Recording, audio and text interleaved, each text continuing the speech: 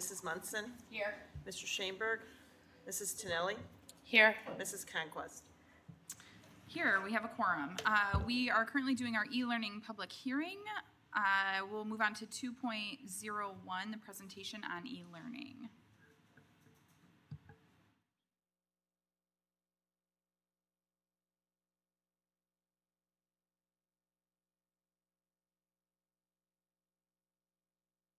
All right. Good evening. Will you hit your mic? Hello. There you go. There we Thank go. you. Sorry about that. I thought it turned green on me, but I guess not. Just wanted to spend a couple minutes going through our e-learning plan and kind of what the timeline is and our process.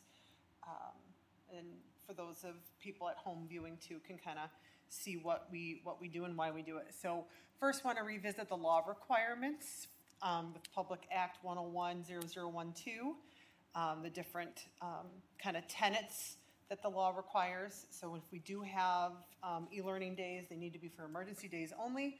5 hours of instruction must be monitored and verified using our curriculum and research-based programs.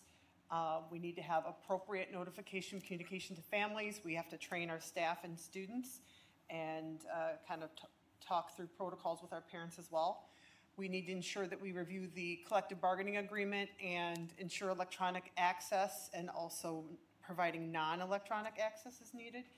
And ensure that we have equitable outcomes and opportunities for our students with diverse needs too. And then every 3 years you have to have a public hearing, adoption of the Board of Ed, and then the verification by the regional office is on or before September 1st. So we're well within that timeline there. So the purpose of e-learning days, basically they are days to serve that teaching continues without disruption when a school is canceled due to unforeseen circumstances such as severe weather conditions, an act of God, conditions outside the school district's control.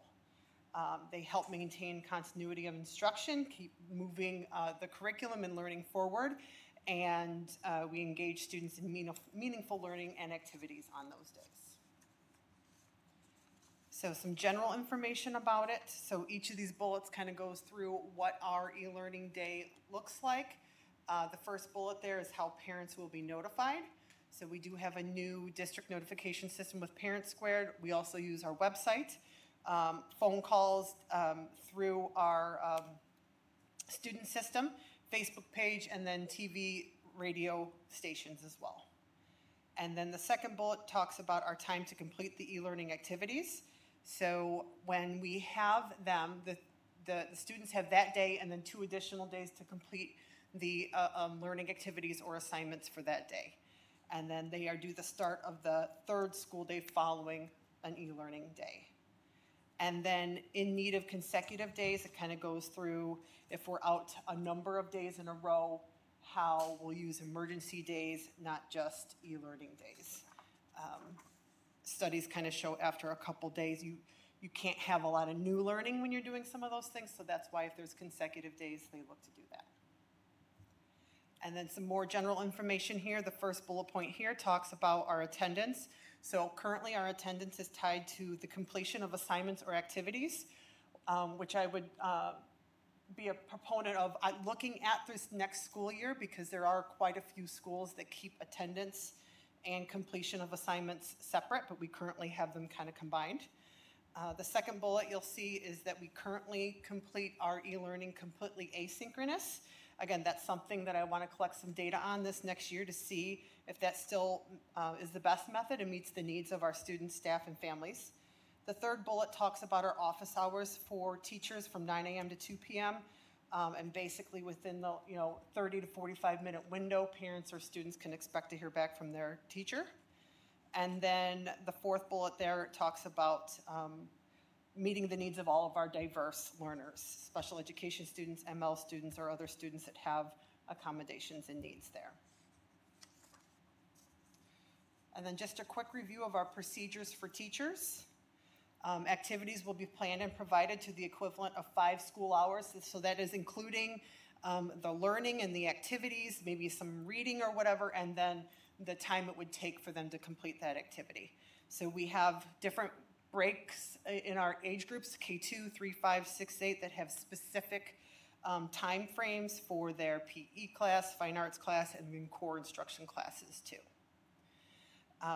One of the points that we talk about with our teachers is avoiding new material, and then the evidence of completion will determine their attendance. So after that third day, teachers will work with the secretaries to look at the completion rate of the assignment to determine the attendance for that e-learning day, and then talks about how they hold their virtual office hours and the expectation of kind of having that turnaround time back to parents or students.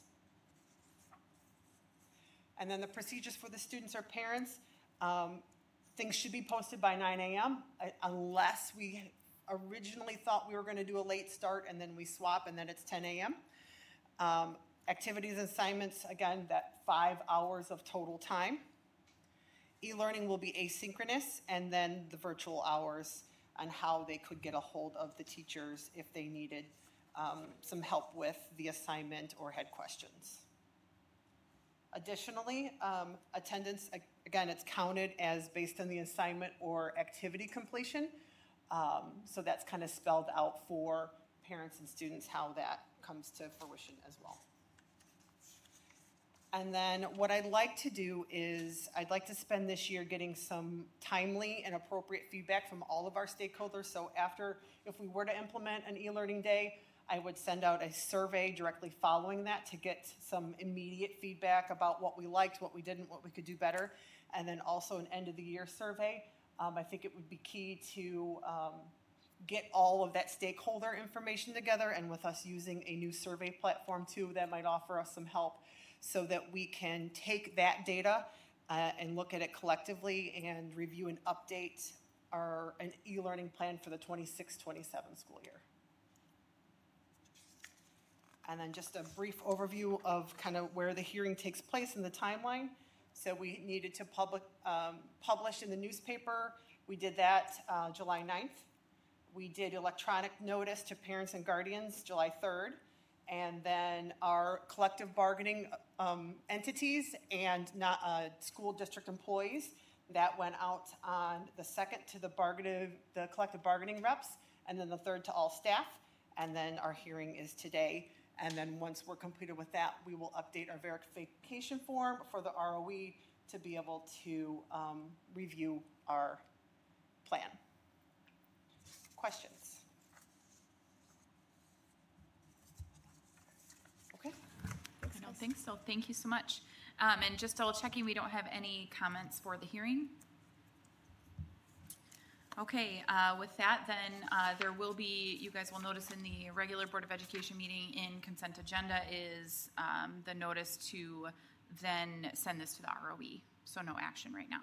Okay, so with that, I need a motion to adjourn the e-learning public hearing meeting. I'll motion for that. I'll second.